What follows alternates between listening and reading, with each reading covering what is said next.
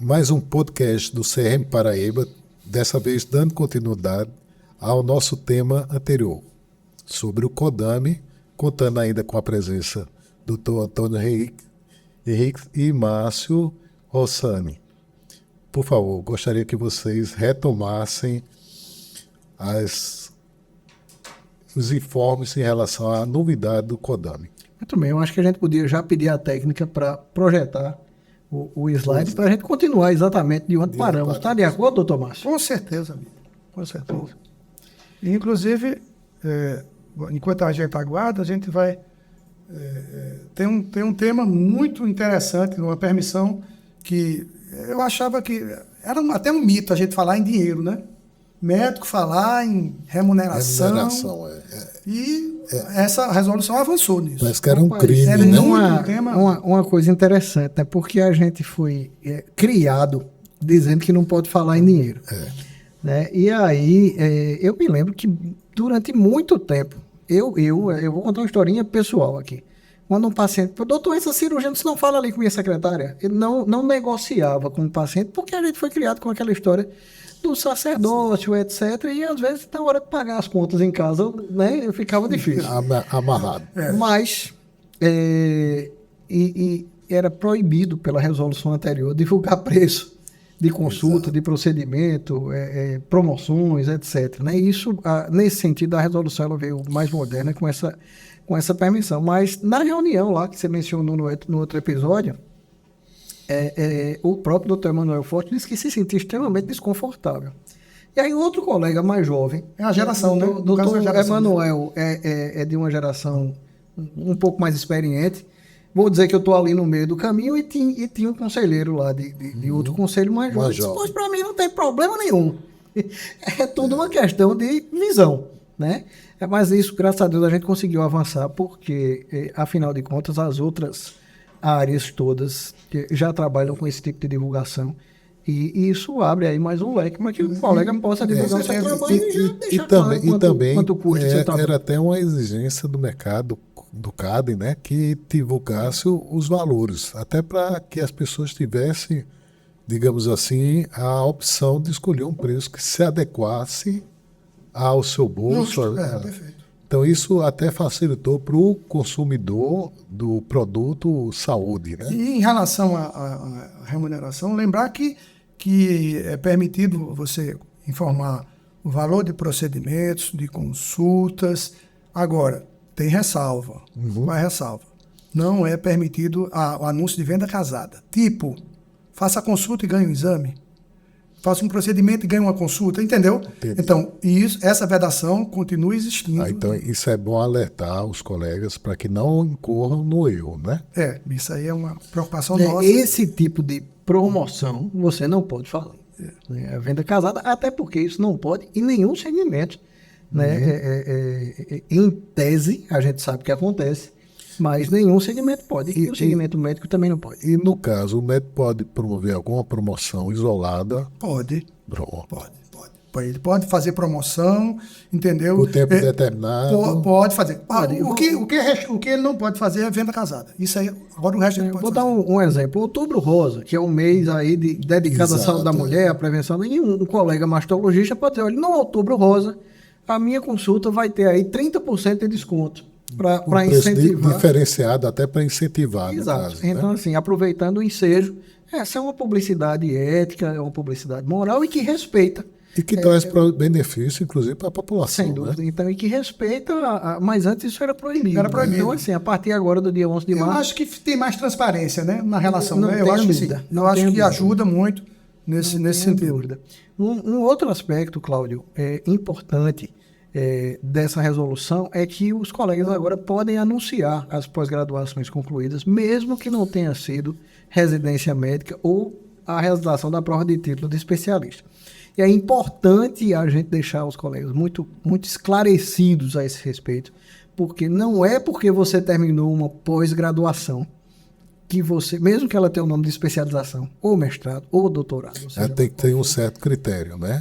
Que você vai se anunciar como especialista. Porque, por lei, no Brasil, só podem se anunciar como especialistas, só são considerados especialistas os médicos que concluem uma residência médica reconhecida pelo MEC ou prestam uma prova de título de especialista Que era a área de atuação.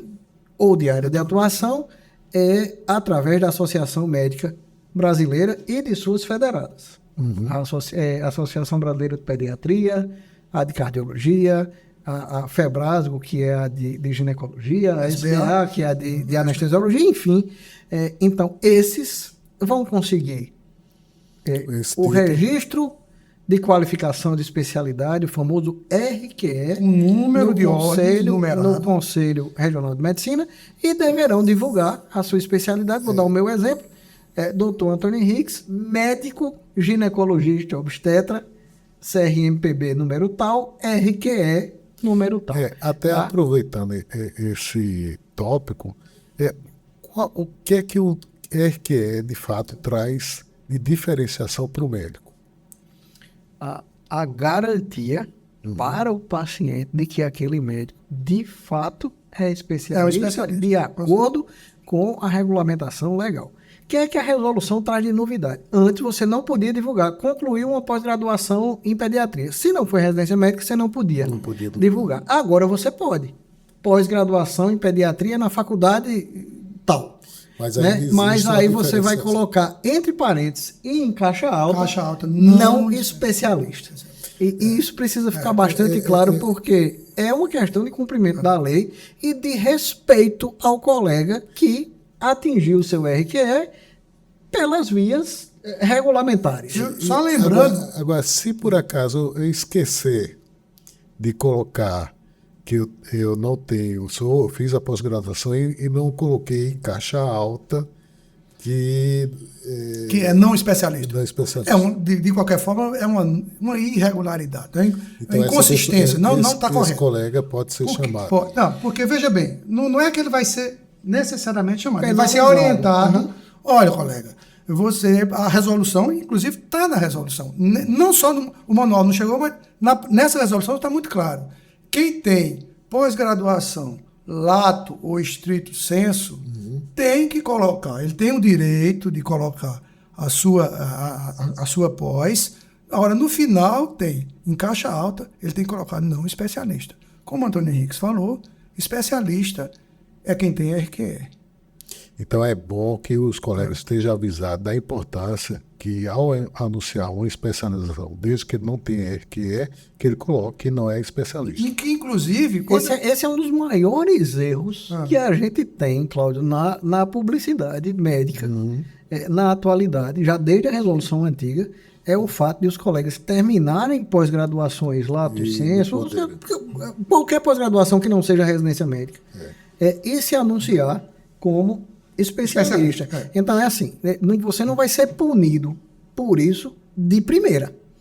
Você vai ser alertado, vai ser pedido que você corrija. Agora, se você insistir no erro, e é assim, não basta colocar isso, não. Você não pode induzir as pessoas a acreditar, achar que você é especialista. Inclusive, Antônio Henriques, lembrar que ele na divulgação da pós, ele vai divulgar após que ele cadastrou no CRM. Sim. Ele vai ter que cadastrar, é anotado como se fosse um currículo é importante no isso. CRM, fez uma pós lá do censo e tal. A partir desse momento, aí ele vai poder publicar. Porque após a especialização, ele tem um número de horas. Não tem. Não, só sim, número. Olha, quem tem número de ordem crescente. Não, número de horas. Sim, tem uma carga horária mínima de 360 horas.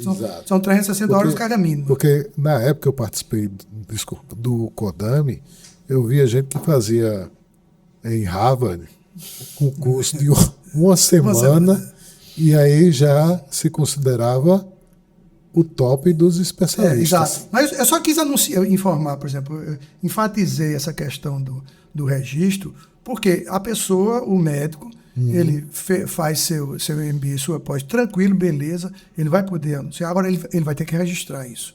informar ao CRM da Paraíba, aí ele anuncia. Só para alertar, Cláudio, assim, veja qual é a diferença. Para você ter ideia, né?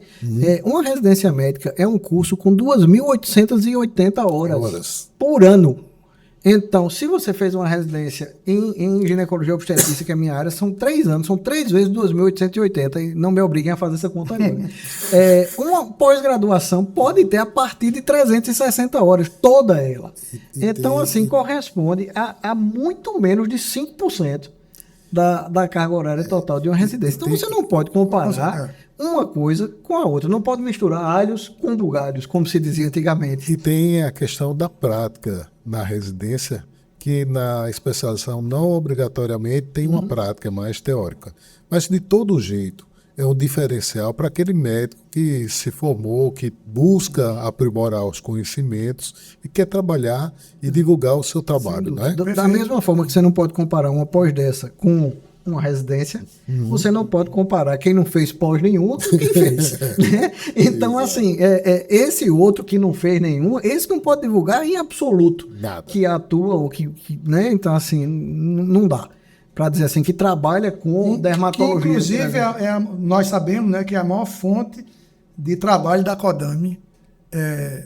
As pessoas que... Infelizmente, anunciar sem ter RQE, que trata determinados órgãos, que é o especialista, sem ser. É como enfatizando. Quem é especialista é quem tem RQE. Ponto. Quem fez residência que sua 2.800 horas, enfim. E se alguém tiver alguma dúvida ao anunciar e não conseguir tirar com o manual, pode recorrer também à CODAME. Tranquilamente, é só entrar em contato com os canais de comunicação da CODAME, que a gente vai divulgar aqui no final da nossa conversa, né? Mas entrar em contato com o CRM-PB, eu sempre digo, né, nas nossas falas que o CRM é a casa do médico paraibano. Perfeito. E o que a gente precisa deixar bastante claro para os nossos colegas é que a gente está aqui para acolher, para usar do nosso nome. Nós estamos aqui para aconselhar. Sobre tudo isso, tá? Então, assim, a palavra conselho não está aí à toa. Claro que o CRM tem um papel judicante. É óbvio que alguém precisa julgar as infrações éticas, mas a gente está muito mais do que para julgar, para aconselhar, para acolher, para orientar o colega médico. Exato. Mais as mãos. Tem mais alguma, slide, produção? Vamos ver se a gente consegue.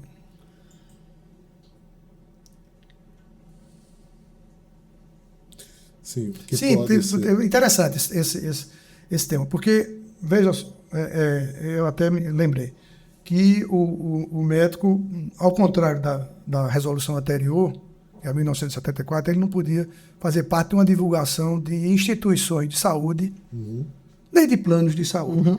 A resolução atual permite. Por exemplo, se um médico trabalha no hospital, ele pode participar, que faz parte da equipe, entendeu? E ele que atende planos de saúde, desde que ele atenda, que ele seja, no caso de alguns planos, que ele seja credenciado, cooperado, enfim. A resolução permite que ele informe isso para a população. Para a população, isso é permitido. É novidade também, isso é novo. Isso é um avanço. Para você ver como a resolução anterior ela era restritiva, porque você é membro de uma cooperativa de trabalho médico, por exemplo, né, de um plano de saúde associativo, como tantos de nós fazemos parte, e você, dono, porque um cooperado é um dono, né, e você não podia fazer publicidade ou fazer parte da publicidade daquela operadora de saúde. Hoje isso já está permitido, é um avanço importantíssimo, né? E isso vai abrir aí outros caminhos para que nós possamos divulgar o nosso trabalho. Certo. O que mais, Márcio? Mais um pouco, passando.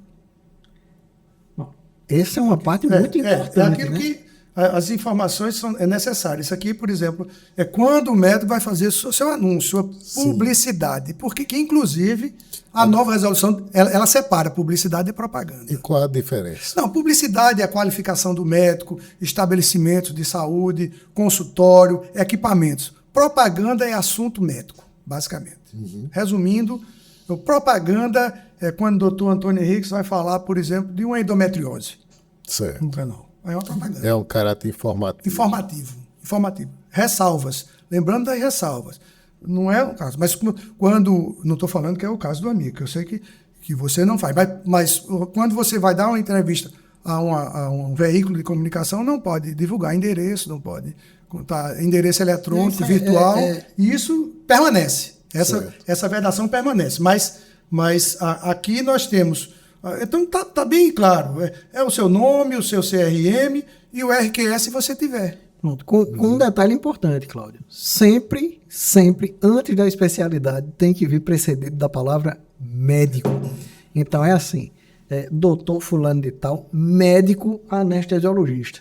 Doutor fulano de tal, médico ginecologista obstétrico. Doutor fulano de tal, CRM e tal, médico. Então assim, tá ali, em caixa alta. Isso está muito claro na resolução. Até para lembrar ele que, antes de tudo, ele é médico. Lembrei de um detalhe também, antes que eu esqueça. No caso, quando existem alguns médicos que têm uma rede social só, por exemplo, não separa, porque tem médico que separa profissional da privada. Sim. Então, quando ele junta as duas coisas, ele tem que ter isso aí. E isso tem que constar. Mesmo em mídias temporárias. Entre aspas, privado. Privado. Mas eventualmente... Acaba não sendo. Acaba não sendo, eventualmente você acaba colocando alguma coisa de medicina.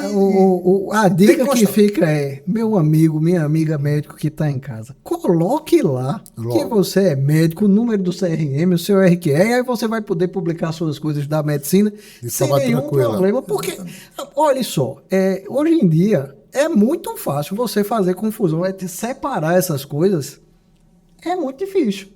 Né? Você está numa viagem num determinado lugar e você se lembra de um determinado tópico da sua especialidade, ou que você quer falar, fazer uma divulgação, e você vai e publica na rede pessoal. Entre aspas. Pronto. Fica muito mais tranquilo quando você já deixou ali na sua bio, né? Na bio. Deixa na bio todas as informações. Estou vendo, viu, Antônio, que você está bem antenado. Mas é isso, deixa na bio. E tem um detalhe, viu, gente? Se você publicar na sua rede própria, basta estar lá na bio. Todo mundo sabe que é a rede de Dr. Antônio Henriques, então tá lá na minha bio. Certo. Se eu começo a publicar em outras redes, em outros perfis, cada publicação minha em outro perfil tem que ter todas as informações. Então não basta ter na bio, tem que estar em cada postagem essas informações. Se eu publico em outros perfis. Certo. Bom, aqui já vamos para a pessoa jurídica, que a gente não teve alterações grandes. Basicamente, a 1974 já trabalhava dessa forma, com nome do estabelecimento, número de cadastro, registro, diretor técnico. Com detalhe aí, né, que remete a outra legislação, é de que diretores técnicos de estabelecimentos especializados precisam ser especialistas. Sim. No caso, então tem que ter muita gente esquece. O RQE. Então, se é uma clínica de pediatria, o diretor técnico tem que necessariamente ser pediatra e o número do RQE dele deve constar na peça de publicidade. E lembrar, Cláudio, da importância de um diretor técnico, né? Sim. Numa PJ, numa instituição hospitalar. É obrigatório. O diretor técnico, eu acredito que é da mais alta relevância, porque ele é o responsável pelo funcionamento do ponto de vista ético, médico, daquela... Quando nós recebemos denúncias, dificuldades, problemas, o diretor técnico é acionado. Então, o diretor técnico de uma determinada instituição, ele tem que saber da importância do cargo dele. Alguns, eu digo isso porque, ao longo da minha experiência, alguns colegas não têm noção, né, Antônio Henriques, do que é ser um diretor técnico. Mas é muito importante. Certo. É uma responsabilidade. Mas uma outra coisa que a gente possa... Ao próximo, se puder. Temos tempo? Temos. Na verdade, eu gostaria que vocês fizessem um apurado para a gente sintetizar o que foi abordado ou algum aviso a mais Eu acho que, cada um pudesse o fazer. recado fundamental para o colega médico, para a colega médico médica que nos assiste agora, é procure se inteirar da legislação. Não conhecer a lei não é desculpa para descumprir a lei. Então a lei existe. Ela foi amplamente divulgada. Essa resolução foi uma das resoluções mais divulgadas que eu já vi do Conselho, com mídia 6 meses. nacional 6 meses. envolvida. Nós tivemos 6 meses para nos adaptar.